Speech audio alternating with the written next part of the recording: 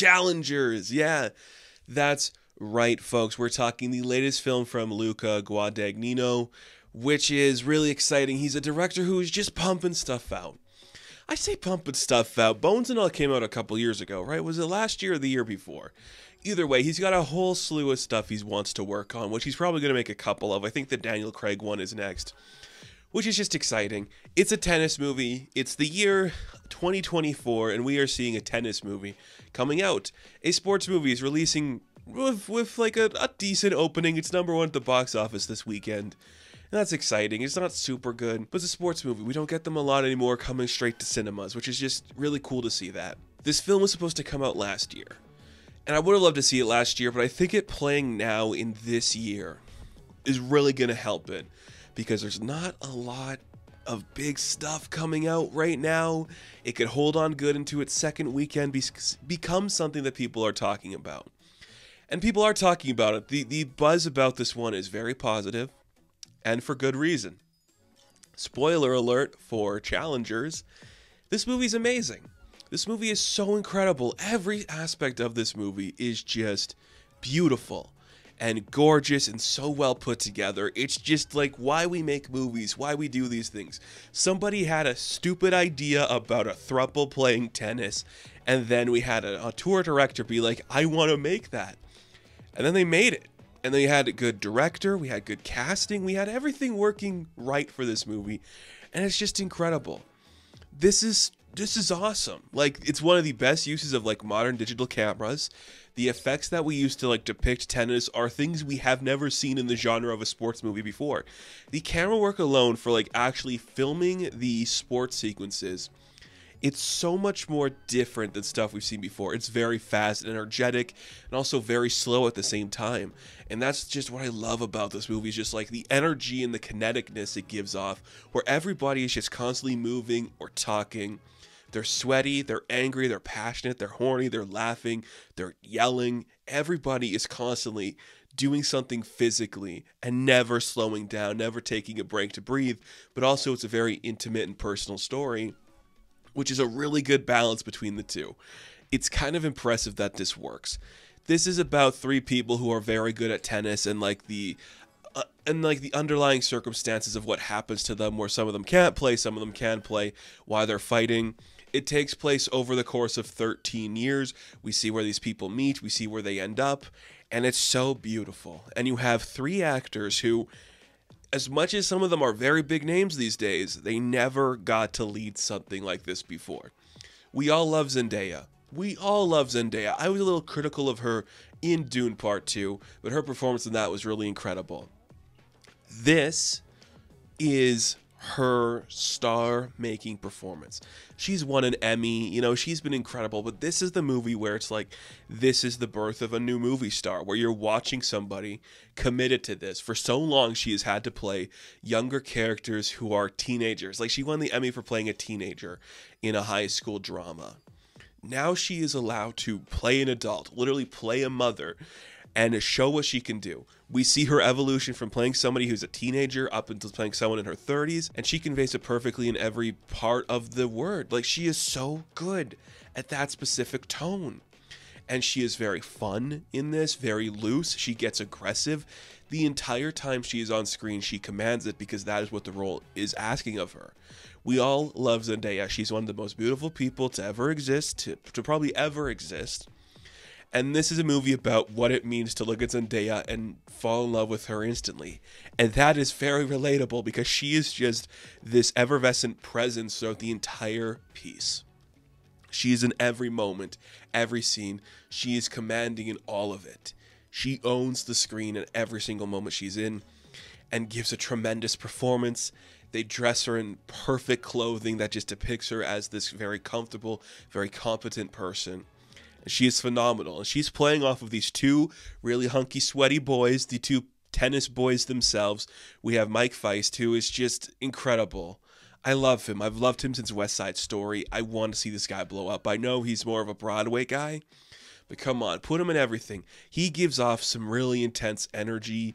Just this guy who, he knows what he wants, and wants people to tell him what to do all the time. Very good when you have this woman who wants to be in control of her own life and a guy who wants his life to be controlled, to play off each other. It's very believable. Their chemistry is electric. And then you throw Josh O'Connor in there, who's playing the third in their kind of throuple going on. And he's just like, I'm kind of grimy, kind of like full of myself. No, I'm a piece of shit, but I own that. And plays like a more schmarmy tennis player. And he has a relationship with both of them before they have their relationship together. And it's just beautiful.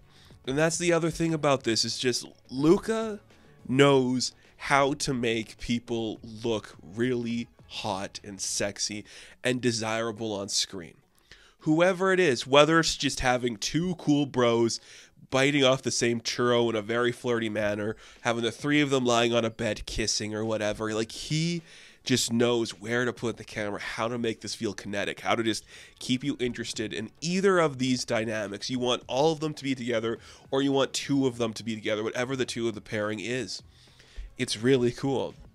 And it's not something we've seen a lot of these days. And I love that. This script is just so dynamic. It's always giving us some cool lines, just some cool stuff. And when you just add in like this director who wants this to feel horny as hell, you get that. Everybody's kissing everybody. Everybody looks so hot. They're wearing really cool clothing. I love the aesthetic of this because it's one of the best uses we've seen of like a digital camera just to film like the way people look in clothes. It's just so vibrant and light, and it just feels like these are real clothes that athletes would wear. Everything's either loose fitting or very tight, and it's just perfect. Everybody's just dressed beautifully and given some beautiful attire. I love everyone's outfits. It's really cool to see that. And it's like reasonably like used brands. Like Uniqlo is one of the brands that one of the leads wears. So I'm like, yeah, that makes sense to me. Especially in like that era, that'd be like who they'd get, because you couldn't really like get like a top one. They do show like Adidas earlier on in like the earlier years, but that's when like we're doing the Serena Williams thing of like the next big person doing the project. It's so energetic. It is so beautiful. Beautifully edited, like every single shot works. When we cut between the timelines, it flows perfectly. It just has one of like those beautiful setups where you're like, this is going to be like a big reveal, and the audience kind of like learns about it as it's happening, which makes you feel like you're smarter than the piece or right on tone with the piece, and that's like a really cool thing to see. And you have to talk about Reznor and Ross delivering again. Look, these guys have been pumping out some great scores. I love their score for Mutant Mayhem. That TMNT score is incredible. This is on another level. It's one of their best in a long time. It is just so techno and fast paced, and every time it picks up, you're like, yeah, this just reminds me of The Social Network. That specific vibe where everything is just watching these people's faces and the intensity that comes from that, and just seeing like the blood, sweat, and tears poured into everything.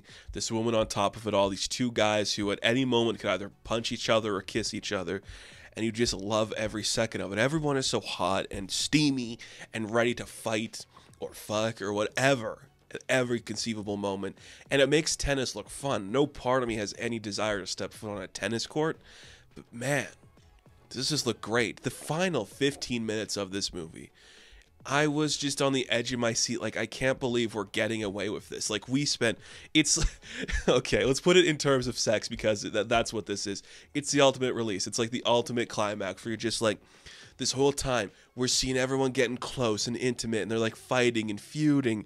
Nobody wants to be with anybody, and everybody wants to be with everybody. And there's so much intensity and emotion. And then at the very end, we're just building up, and we're building up, and everyone's just building up. And then there's just like the ultimate final moment. It's just like, oh, finally, everyone is happy with the conclusion, and we're all good with where we've gotten to, the ending we've reached. It's an ultimate happy ending in terms of just, that's it, we're done.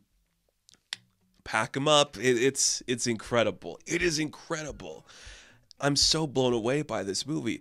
I didn't know what to expect, because it was one of those ones that we had to push back because of the writers and acting strikes, so we couldn't promote it.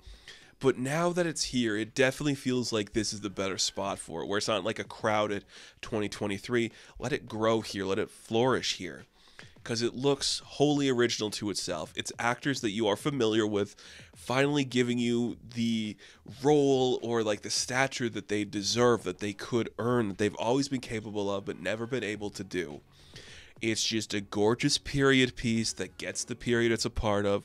Really like plays. I really like how the actors feel like they're teenagers up until their 30s. It's the subtle differences that really make that work, that feels believable. And you have an incredible script from somebody who just, I guess, understands this.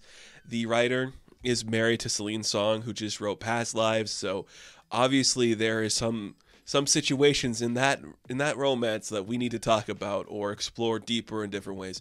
The two of them wrote a script together, my goodness. It'd be the end of us all. We'd either be crying or horny all the time. Probably both at the same time. Scared how much we love this situation even though it's bad for us. Which is essentially this movie. You're just like, these people are all toxic, but when they're together, it's their best dynamic and they should all be in each other's lives in some orbit. My goodness. It's so flirty. So fun.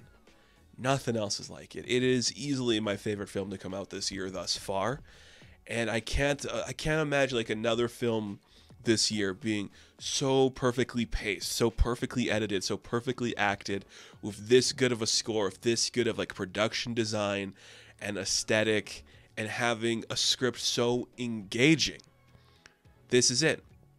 This is it. This is everything we wanted. Luca, you nailed it this time, man. Like, I've loved a lot of his other movies. I really have. But this one, I don't know if it's my favorite. I really like Call Me By Your Name. But there's just something so special about this that only somebody willing to frame men in this way could pull off. And not a lot of these big guys want to frame men like this. But Luca, you know, you're doing it. You're doing something special. I'm having a great time. This movie's awesome. Zendaya, she deserves the world. And I think this is the performance. This is finally the performance where people can be like, oh yeah, maybe you should lead that Cleopatra film that's been rumored for a while. Maybe. So, challengers. I am going to give a 10 out of 10. Now, thank you all for watching this review. Be sure to like and subscribe to the channel.